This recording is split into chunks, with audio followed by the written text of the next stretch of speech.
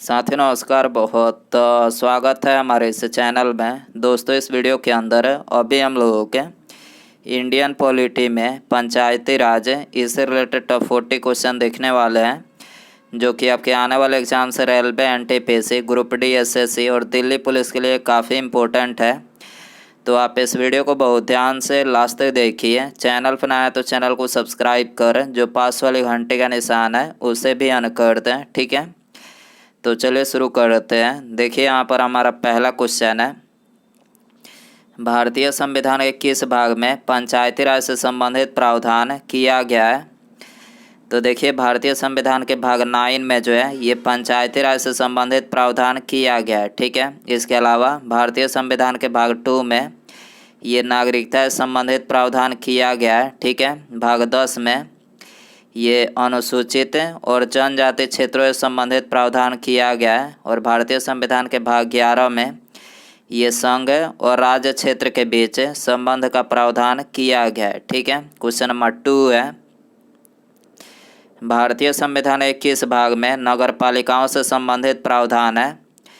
तो देखिए भारतीय संविधान के भाग 9 क में जो है ये नगर पालिकाओं से संबंधित प्रावधान है, ठीक है। क्वेश्चन नंबर 3 है, भारतीय संविधान के किस भाग में ग्राम पंचायतों की स्थापना की बात कही गई है। तो देखिए भारतीय संविधान के भाग 4 में जो है ये ग्राम पंचायतों की स्थापना की बात कही गई है, ठीक है। क्वेश्चन नंबर 4 है,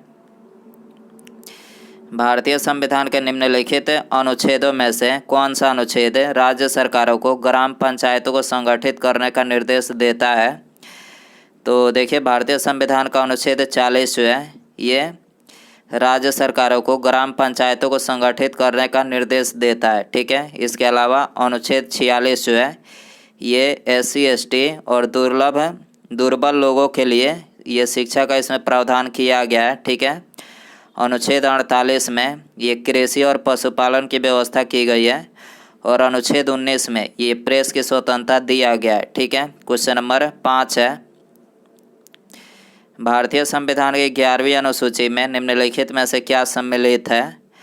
तो देखिए भारतीय संविधान की 11वीं अनुसूची में ये पंचायतों का कार्यक्रम जो है सम्मिलित है, ठीक है। क्वेश्चन नंबर 6 है, पंचायती राज प्रणाली निम्नलिखित में से किस पर आधारित है। तो देखिए पंचायती राज प्रणाली जो है ये सत्ता के विकेंद्रीकरण पर आधारित है, ठीक है। क्वेश्चन नंबर 7 है, पंचायती राज निम्नलिखित में से क्या प्रदान करता है। तो देखिए पंचायती राज जो है ये स्थानीय स्तर पर लोकतांत्रिक प्रशासन जो है ये प्रदान करता है, ठीक है। क्वेश्चन नंबर 8 है, पंचायती राज का प्रधान लक्ष्य निम्नलिखित में से कौन सा है। तो देखिए पंचायती राज का जो प्रधान लक्ष्य है वो है ग्रामवासियों में शक्ति का विकेंद्रीकरण जो है ये पंचायती राज का जो है प्रधान लक्ष्य है, ठीक है। क्वेश्चन नंबर 9 है, पंचायती राज का मुख्य उद्देश्य निम्नलिखित में से क्या है। तो देखिए पंचायती राज का जो मुख्य उद्देश्य है वो है जनता को विकास मूलक प्रशासन में भागीदारी योग्य बनाना जो है ये पंचायती राज का मुख्य उद्देश्य है, ठीक है। क्वेश्चन नंबर 10 है, 73वां संविधान संशोधन संबंधित है। तो देखिए 73वां जो संविधान संशोधन है ये पंचायती राज प्रणाली से संबंधित है, ठीक है। क्वेश्चन नंबर 11 है, भारत में निम्नलिखित में से किसके अंतर्गत पंचायती राज प्रणाली की व्यवस्था की गई है। तो देखिए भारत में ये नीति निर्देशक सिद्धांत के अंतर्गत जो है ये पंचायती राज प्रणाली की व्यवस्था की गई है, ठीक है। क्वेश्चन नंबर 12 है, किस संवैधानिक संशोधन द्वारा पंचायती राज संस्थाओं को संवैधानिक दर्जा प्रदान किया गया है। तो देखिए 73वां संविधान संशोधन के द्वारा जो है पंचायती राज संस्थाओं को संवैधानिक दर्जा जो है ये प्रदान किया गया है, ठीक है। क्वेश्चन नंबर 13 है, 73वें संविधान संशोधन द्वारा संविधान में कौन सी अनुसूची जोड़ी गई थी। तो देखिए 73वें संविधान संशोधन के द्वारा संविधान में ये 11वीं अनुसूची जो है जोड़ी गई थी, ठीक है। क्वेश्चन नंबर 14 है, 73वें संविधान संशोधन द्वारा 11वीं अनुसूची में पंचायती राज संस्थाओं को कितने कार्य सौंपे गए हैं। तो देखिए 73वें संविधान संशोधन के द्वारा 11वीं अनुसूची में पंचायती राज संस्थाओं को ये 29 कार्य जो है सौंपे गए हैं। ठीक है, डी करेक्ट हो जाएगा। क्वेश्चन नंबर 15 है, 73वें संविधान संशोधन के अनुसार पंचायती राज संस्थाओं में अध्यक्ष के कम से कम कितने पद महिलाओं के लिए आरक्षित किए गए हैं? तो देखिए महिलाओं के लिए ये 1/3 सीटें जो है आरक्षित की गई है। ठीक है, क्वेश्चन नंबर 16 है, 73वें संविधान संशोधन की विशेषता नहीं है। तो देखिए यहाँ पर डी करेक्ट हो जाएगा। महिलाओं के लिए 2/3 आरक्षण जो है ये 73वें संविधान संशोधन की विशेषता नहीं है। ठीक है, 73वें संविधान संशोधन में महिलाओं के लिए 1/3 सीटें जो है आरक्षित मतलब आरक्षण का प्रावधान किया गया है। ठीक है, क्वेश्चन नंबर 17 है, 73वें संविधान संशोधन द्वारा पंचायती राज संस्थाओं के किस तरह के चुनाव का प्रावधान किया गया है? तो देखिए ये प्रत्यक्ष और गुप्त मतदान का प्रावधान किया गया है। ठीक है, 73वें संविधान संशोधन द्वारा पंचायती राज संस्थाओं के लिए किस तरह का चुनाव का प्रावधान किया गया है? तो ये प्रत्यक्ष और गुप्त मतदान का प्रावधान किया गया है। ठीक है, क्वेश्चन नंबर 18 है, पंचायत के विघटन के उपरांत निम्नलिखित में से कौन सी समय अवधि नए चुनाव कराने हेतु सत्य है? तो देखिए नए चुनाव कराने हेतु ये 6 माह के अंदर जो है सत्य है। ठीक है, पंचायत के विघटन के उपरांत कौन सी समय अवधि नए चुनाव कराने हेतु सत्य है? तो ये 6 माह के अंदर। ठीक है, क्वेश्चन नंबर 19 है, पंचायती राज संस्थाओं के निर्वाचन के लिए उत्तरदायी है। तो देखिए पंचायती राज संस्थाओं के निर्वाचन के लिए ये राज्य निर्वाचन आयोग जो है उत्तरदायी है। ठीक है, क्वेश्चन नंबर 20 है, 73वें संविधान संशोधन के अनुसार पंचायती राज संस्था का कार्यकाल कितने वर्ष रखा गया है? तो देखिए पंचायती राज संस्था का जो कार्यकाल रखा गया है तो ये 5 वर्ष का रखा गया है। ठीक है, क्वेश्चन नंबर 21 है, भारत के पंचायती राज के प्रबल समर्थक निम्नलिखित में से कौन थे? तो देखिए इसे करेक्ट आंसर ऑप्शन डी हो जाएगा, उपर्युक्त में सभी, यानी महात्मा गांधी जी, सिद्धराज ठड्डा और राजीव गांधी, यानी ये तीनों जो थे ये भारत के पंचायती राज के प्रबल समर्थक थे। ठीक है, क्वेश्चन नंबर 22 है, पंचायती राज संस्थाओं में महिलाओं तथा दुर्बल वर्गों के अधिक प्रतिनिधित्व के समर्थक निम्नलिखित में से कौन थे? तो देखिए पंचायती राज संस्थाओं में महिलाओं तथा दुर्बल वर्ग के अधिक प्रतिनिधित्व के समर्थक जो थे वो थे राजीव गांधी थे। ठीक है, डी करेक्ट हो जाएगा। क्वेश्चन नंबर 23 है, भारत में महिलाओं के लिए स्थान आरक्षित है।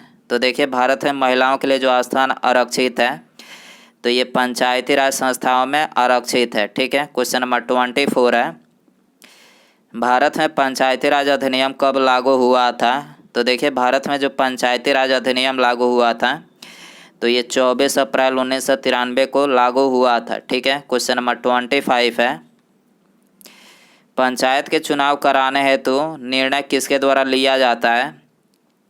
तो देखिए पंचायत के चुनाव कराने हेतु निर्णय जो है ये राज्य सरकार के द्वारा लिया जाता है। ठीक है, क्वेश्चन नंबर 26 है, भारत में पंचायती राज का प्रारंभ किस वर्ष किया गया था? तो देखिए भारत में जो पंचायती राज का प्रारंभ किया गया था तो ये 1959 में किया गया था। ठीक है, क्वेश्चन नंबर 27 है, भारत में सबसे पहले राजस्थान में पंचायती राज की स्थापना किस वर्ष हुई थी? तो देखिए भारत में सबसे पहले राजस्थान में पंचायती राज की जो स्थापना हुई थी तो ये 1959 में हुई थी और राजस्थान के नागौर जिले में हुई थी। ठीक है, क्वेश्चन नंबर 28 है, स्थानीय ग्रामीण शासन के रूप में पंचायती राज प्रणाली सर्वप्रथम क्रमानुसार अपनाई गई थी। तो देखिए पंचायती राज सबसे पहले राजस्थान में अपनाई गई, उसके बाद आंध्र प्रदेश में अपनाई गई थी। ठीक है, डी करेक्ट हो जाएगा। क्वेश्चन नंबर 29 है, 2 अक्टूबर 1959 को भारत में पंचायती राज का शुभारंभ निम्नलिखित में से कहाँ पर किया गया था? तो देखिए ये तो बता ही चुके हैं कि सबसे पहले 2 अक्टूबर 1959 को भारत में पंचायती राज जो है ये राजस्थान के नागौर जिले में मतलब इसका शुभारंभ किया गया था। ठीक है, ये करेक्ट हो जाएगा। क्वेश्चन नंबर 30 है, भारत के ग्रामीण क्षेत्र के सामाजिक एवं सांस्कृतिक उत्थान के लिए सामुदायिक विकास कार्यक्रम कब प्रारंभ किया गया था? तो देखिए सामुदायिक विकास कार्यक्रम जो प्रारंभ किया गया था तो ये 2 अक्टूबर 1952 को किया गया था। ठीक है, क्वेश्चन नंबर 31 है, भारत सरकार द्वारा सामुदायिक विकास योजना की शुरुआत 2 अक्टूबर कब की गई थी? तो 2 अक्टूबर ये 1952 को की गई थी। ठीक है, क्वेश्चन नंबर 32 है, सामुदायिक विकास कार्यक्रम की असफलता का कारण निम्नलिखित में से क्या था? तो देखिए, सामुदायिक विकास कार्यक्रम के जो असफलता का कारण था वो था अशिक्षा। ठीक है, डी करेक्ट हो जाएगा। क्वेश्चन नंबर 33 है, पंचायती राज की दृष्टि से महत्वपूर्ण प्रतिवेदन कौन सा है? तो देखिए, पंचायती राज की दृष्टि से महत्वपूर्ण जो प्रतिवेदन है वो है बलवंत राय मेहता समिति प्रतिवेदन। ठीक है, सी करेक्ट हो जाएगा। क्वेश्चन नंबर 34 है, लोकतांत्रिक विकेंद्रीकरण का सुझाव किसने दिया था? तो देखिए, लोकतांत्रिक विकेंद्रीकरण का सुझाव जो है ये बलवंत राय मेहता के द्वारा दिया गया था। ठीक है, क्वेश्चन नंबर 35 है, लोकतांत्रिक विकेंद्रीकरण की योजना प्रस्तुत करने वाली समिति कौन सी है? तो देखिए, लोकतांत्रिक विकेंद्रीकरण की योजना प्रस्तुत करने वाली जो समिति है वो है बलवंत राय मेहता समिति। ठीक है, डी करेक्ट हो जाएगा। क्वेश्चन नंबर 36 है, भारत में पंचायती राज की त्रिस्तरीय व्यवस्था का अनुमोदन किस समिति द्वारा किया गया था? तो देखिए, ये किया गया था बलवंत राय मेहता समिति के द्वारा। ठीक है, भारत में पंचायती राज की त्रिस्तरीय व्यवस्था का अनुमोदन किस समिति के द्वारा किया गया था? तो ये बलवंत राय मेहता समिति के द्वारा किया गया था। ठीक है, क्वेश्चन नंबर 37 है, जिस समिति में लोकतांत्रिक विकेंद्रीकरण और पंचायती राज की सिफारिश की थी उसका सभापति कौन था? तो देखिए, उसके जो सभापति थे वो थे बलवंत राय मेहता। ठीक है, सी यहाँ पर करेक्ट हो जाएगा। क्वेश्चन नंबर 38 है, पंचायती राज से संबंधित निम्नलिखित कथनों में से कौन सा कथन जो है सत्य नहीं है? तो देखिए, यहाँ पर जो दूसरा ऑप्शन दिया गया है ये कथन जो है गलत है, क्योंकि 73वां संविधान संशोधन 15 अगस्त 1993 को प्रभावी हुआ था। तो ये कथन जो है गलत है, क्योंकि जो 73वां संविधान संशोधन था ये कब प्रभावी हुआ था? तो 24 अप्रैल 1993 को प्रभावी हुआ था। ठीक है, क्वेश्चन नंबर 39 है, बलवंत राय मेहता समिति प्रतिवेदन में पंचायती राज संस्थाओं को कितने स्तर पर करने का सुझाव दिया गया था?